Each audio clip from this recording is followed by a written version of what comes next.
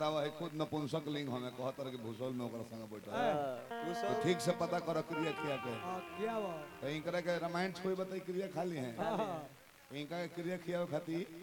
बहुत पुराण पढ़े के पड़ी कुंवर जी का लेइए के आर्गन सिखौले बजावे कुंवर जी बताई हमनी के नचनिया के सारवा को कुंवर जी रहो हमनी के नचनिया सारवा कहत रहो ब्राह्मण उ तारा के हितवा कहू तो कैसन लगी तारा ना चाहिए नचनिया के ब्राह्मण जाति कहीं है के तब आ तू सारवा कहत लह सोची तू ही विचार करो एक और तू ही विचार कर तारा के हिजरा कहू तो कैसन लगी ऐसा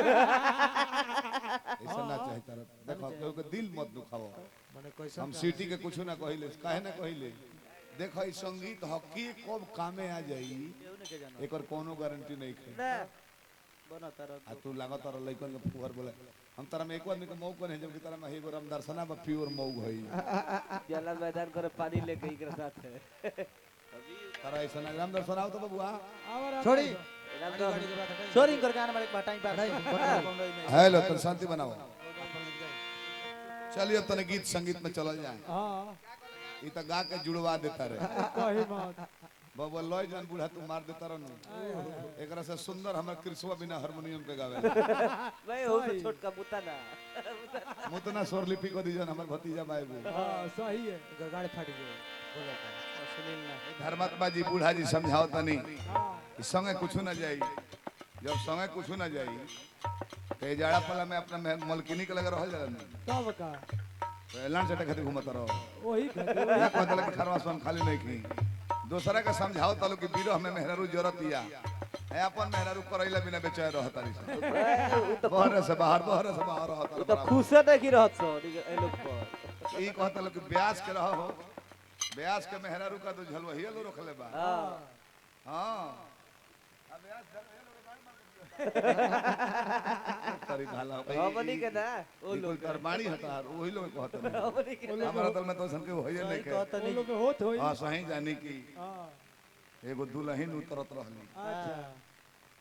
घाटिन रामचरितमानस लेके आई रहे हां घाट जब रहे सास उतारे गइली नु हां तो कहती अम्मा जी आमा जी ए पर हाथ धरी धरी पर है पर हमरा के उहे उतारी जे सती होई क्रिया खा के तो सास कहले कि अच्छा रह हम आओ तने 5 मिनट में आ हट गइली गांव में केहू तैयार ना भइल सबका से गलती भइल उ कहे कि जे सती होई लई कहिए से उहे उतारी ते एगो मठिया पर सधनी रहत रही लई कहिए से हां सधनी के बुलावा गल कि चल केहू सती नहीं खे गांव में चलो तू ही उतार दो तो उ सधनी अइली कहली कि का बात बा पूजा कराओ के बा तो ना ना ना दुल्हनिया को उतारे के बता उतार देता नहीं कमेंट लगी गइली तो रामचरितमानस निकालतिया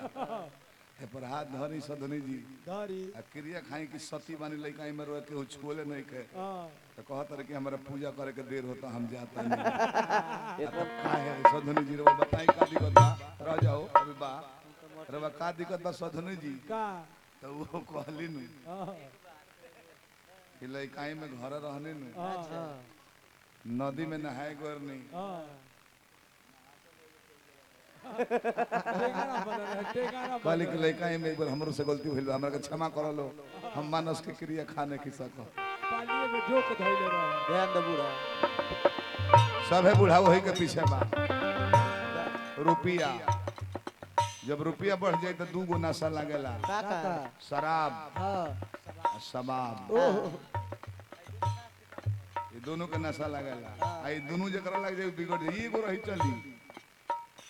कि दोनों जगह लग गई तो बिगड़ जाए कैसे रुपया कितना लुटा देबो ऊपर शबाब पर हां एकर कोनो तय नहीं है हमने के कैसन वीर है जा कि मिठाई तू खियाव जूस तू पियाव तब तारा पर कृपा कर जाए